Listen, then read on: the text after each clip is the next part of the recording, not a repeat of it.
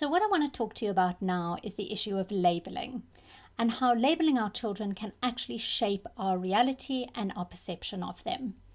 Now, to understand labeling, we need to understand how the brain processes information. When we think of reality, we like to think that there's this objective world out there that we can all agree on.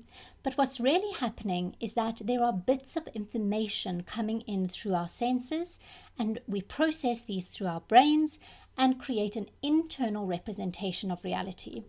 Now, on an unconscious level, we can take in 400 billion bits of information through our senses. So we're seeing, hearing, smelling, tasting, we're taking in all of this information, but on a conscious level, we can only handle 2,000 bits at a time.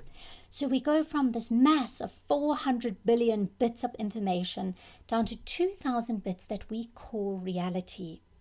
Now, what we're doing in this process is we're deleting some information, we're distorting some information, and we're generalizing some information based on what we already believe about the world. With our children, if we've labeled them as ADHD, that becomes a message to our brains about what the world is like, what that child is like. And then what we do is we delete, distort, or generalize any information that doesn't fit with that label, and we emphasize any information that does. So in effect, we are no longer seeing our child as they are, we're seeing them as we believe them to be. Now, this can have drastic implications in terms of how we treat our children and how we handle problems in their life, in their schooling, in their education.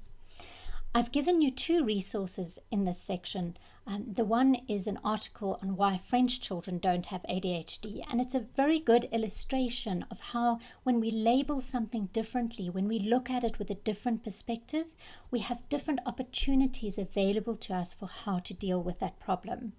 The other thing I've given you is a video by Stephen Tonti on ADHD as a difference in cognition and not a disorder. In other words, looking at ADHD as a gift rather than as a problem. And at this point, I have to bring in some highly functioning ADHD adults.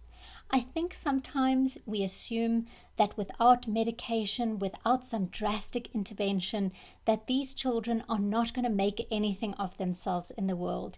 And these people are here to prove you wrong. We've got people like Walt Disney and Jim Carrey, Richard Branson, Albert Einstein.